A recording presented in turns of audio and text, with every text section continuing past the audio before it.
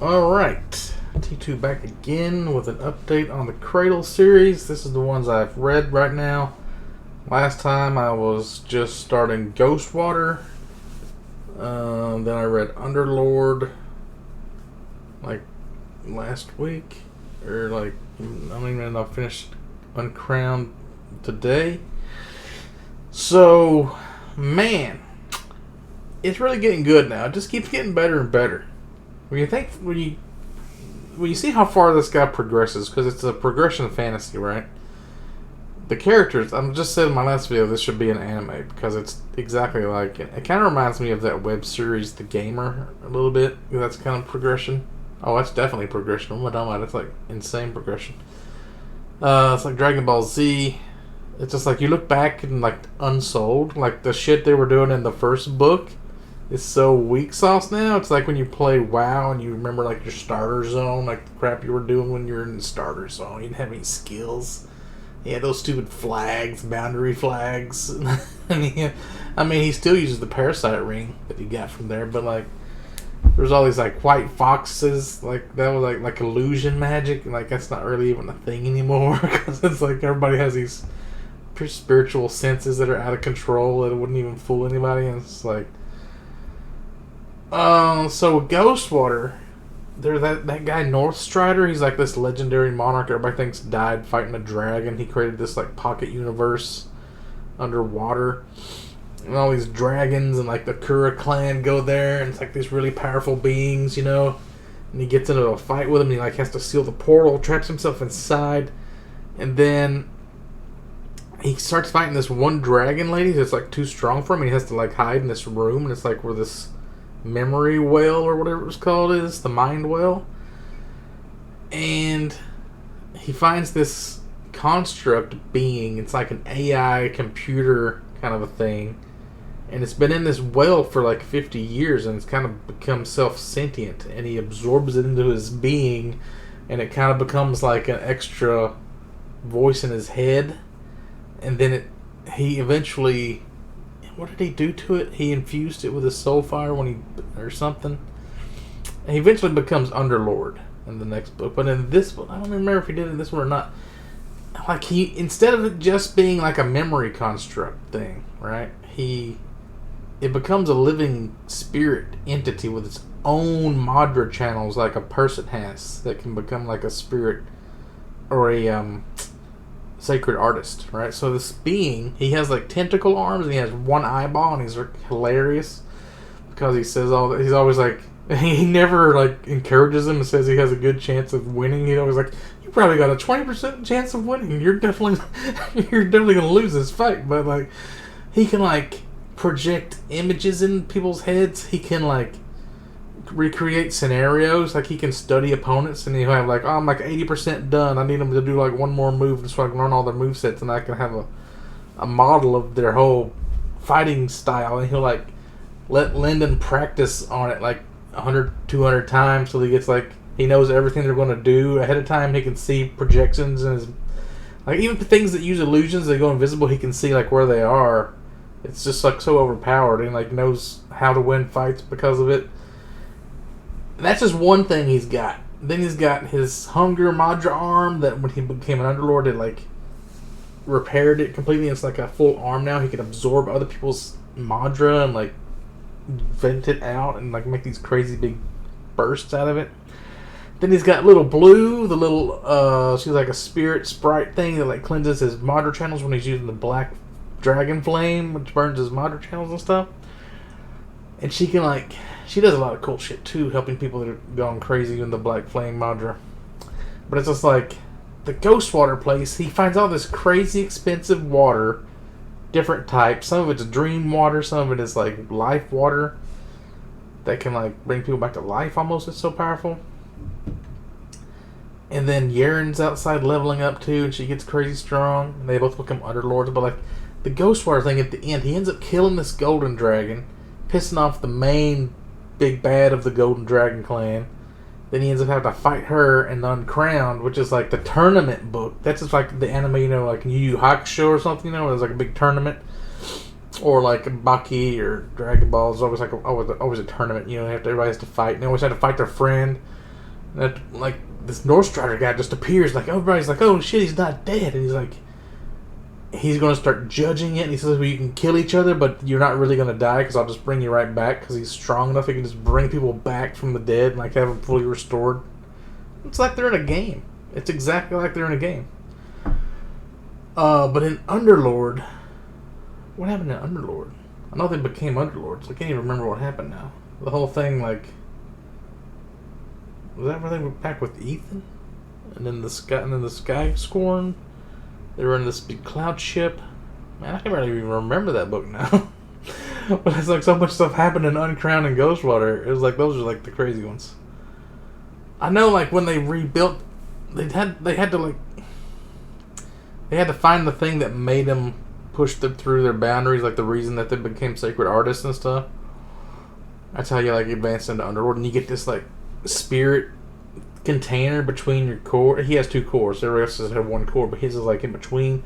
You can store shit in there, and he gets this void key, which is like insanely expensive. Like hardly anybody in the world has them, unless you're like super powerful.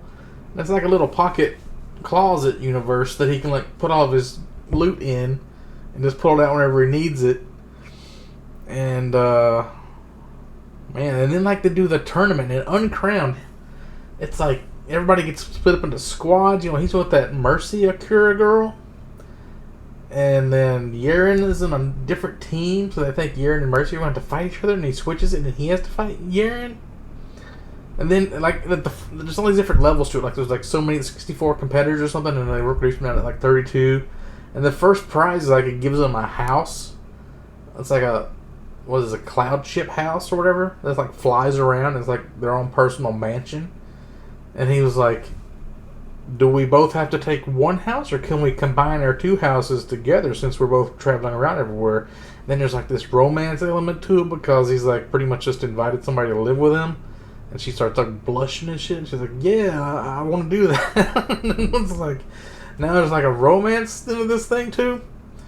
And then Ethan is just like a badass. He's like an Underlord, but he's like way stronger than most Underlords, and nobody knows why. Like he's like secretly, he spent time to figure out how to advance. He chose not to advance maybe because he's always like, he fights things with like a comb and a broom and a pair of scissors. He's like super strong. He like reads everybody's. Like, he can hear people talking, like, miles away because he can sense everything. Because his bloodline ability lets him do that. And there's so much to these books, man. It's so cool. You don't see stuff like this very often. Then there's this one weird guy that used to be, like, an Arc Lord, but then he got kicked back down to, like, high gold Underlord status. And his modder channel got all fucked up. And he just smashes things with a giant hammer. So he might end up joining their crew, I feel like. Kempton Mercy, she's like this archer. She has like a staff that she had like got kicked out of her family. And they took a lot of her powers away. And she always like falling over shit because she had to like lean on her staff because she has this puppet master iron body or something. And then it turns into a bow, like the skull or the dragon head on the end of it, like goes down to the middle and it becomes a bow, and she's like this crazy archer, shadow aura. Yeah, like all the characters are really interesting, like anime characters, like One Piece. You want to see what all their abilities are and what they can do. It's like Lyndon has like this AoE Void Dragon dance he can do. He can attack everything with one at once if he builds it up like a Spirit Bomb kind of a thing, you know, like Dragon Ball.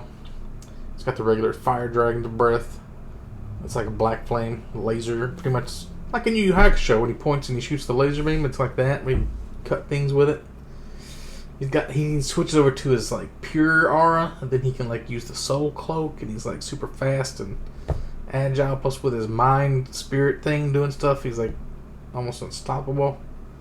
He's been enhancing his palm strike, so now it's like a crazy more powerful version of it when it like takes everybody's Madra away and fucks them up. And then I don't know, like it always zips out to this macro universe where these people are just like destroying planets, or they're making armor out of a fiend that was a planet killer, and then they're just wearing its body as armor. And all these different iterations of the universe are connected through this thing called the Way. like this magical conduit that connects all the worlds. But the monarchs, they're just like people that like Lyndon is dealing with. Like the girl Mercy's aunt is a monarch, I think, right? Or mom is, or mother, or something like that. And she can access this way, the way thing, the big blue conduit of crystalline passages that connects all the planets or whatever. And then you got these super powerful beings that are like, you can't even really comprehend. Like the Mad King and the Fisher, the Anglerfish or whatever it's called. Like, I don't even know how to describe how strong they are. It's almost like in, what is it, Tingantop and Gurren Lagann, how the people are like bigger than the solar system or whatever. They're throwing out the galaxies like ninja stars. That's how strong those guys are, pretty much. And then I'm assuming the book after Reaper, that's not on his list, but it's called Dread God, I think. But Reaper is the guy that's like cutting the worlds off from the way. So I figured that would be like when you finally get to that level. Dread God shouldn't be that high. So I don't know. I have to see how this works. But man, Uncrowned is amazing. The tournament book. And then Ghostwater. Super dope. Oh, he's also like in Ghostwater, he was eating these crazy carp and these like devilfish or something like. They have the like crazy fish meat that has poison and it poisons him really bad, but it makes him like super strong. So when he came out of Ghostwater, Yurden was like astonished how strong he got. Like at the end of Ghostwater, like it's kind of like a puzzle, right? You find these things and you take them to this well at the end, and if you turn it in, you get like this drop of Ghostwater, and it makes you like super smart and focused or something. It increases your mental capacity or whatever. And like one guy got 2 drops of it, and it was like nobody hardly ever gets 2 drops. That's insane. And then Lyndon gets 1 drop, but he also gets that mind construct thing. Like he leveled it up. That's what he did. He used that thing at the end. He completed Northstrider's whole puzzle. The whole point of it was being like, give a drop to that mind spirit that's in his head. So that thing leveled up and got really strong. That's what gave it the minor channels. So now, like, Northstrider reappears, but you don't know if he knows about this mind construct, and is he going to take it away from him, or is he going to let him keep it? Because he can just, like, teleport and just bring people back to life. Just kind of, like, do whatever he wants. He's just, like, so powerful. Doesn't really explain how, but crazy. And then apparently there's going to be this big war between the Dread Gods and all these other factions that are fighting for... That's the thing about this world that they all live in, is like, everybody seems to be a sacred artist. Nobody's just like a regular gardener or a baker or a guy that makes shoes. Everybody's either like a forger, you know, they're making like constructs, soul forge, what do they call it? Everybody's either, they're all like just trying to get as strong as they can. It's the whole world. The whole point of it is just to be like, it's like if everybody was in Dragon Ball Z, but nobody was like civilians. Nobody's doing like the news report or the dog that flies helicopters around or anything like that. There's no regular citizens in this. I guess if you go back to what's his name's original world. Yeah, see, that's the thing about the ruins. His world is like, he got rid of his turtle. He had that turtle friend that was like a high gold. And he was going to advance to Underlord with him. But he said the way Sacred Beasts advance is different, and he had to leave. And he said, I'll come back in a couple of years and I'll meet you, or something like that. And he went to the Sacred Valley where Lyndon grew up. And he gets there, and he's a jade all of a sudden. He's like, what is wrong with this place? It's like, nobody here is above a jade. My powers have been suppressed. So it's like, in that first book, there was a gold that appeared there, and he was still a gold, and he was like wrecking shit. And then Yaren's sword sage master that she absorbed his spirit, he was like, he must have been a jade when he died. He was, that don't make sense though, because he was, I thought he said he was a gold, because she absorbed a gold remnant. I'm confused about this. Every now and then they'll kill somebody and their remnant won't appear too. I think they're forgetting that, like, that's a thing. I don't know. Anyway. Winter Steel's next. 3 or 4 more books and I'll be done, and I'll maybe start finishing up some of these other series.